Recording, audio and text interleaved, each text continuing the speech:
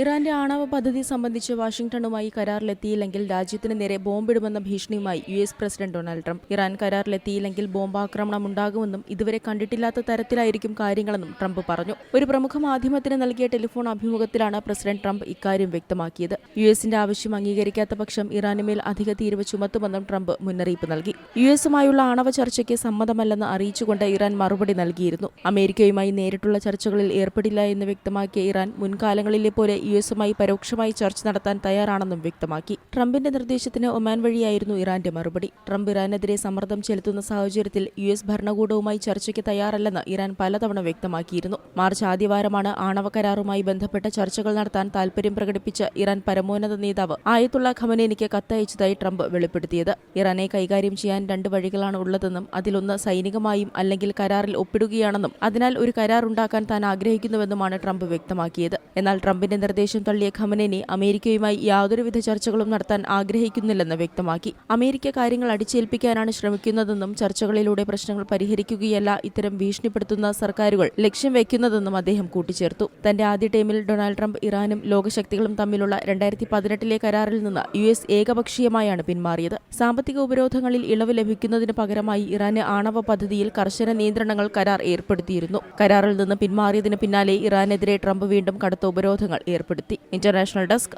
C Malayalam news.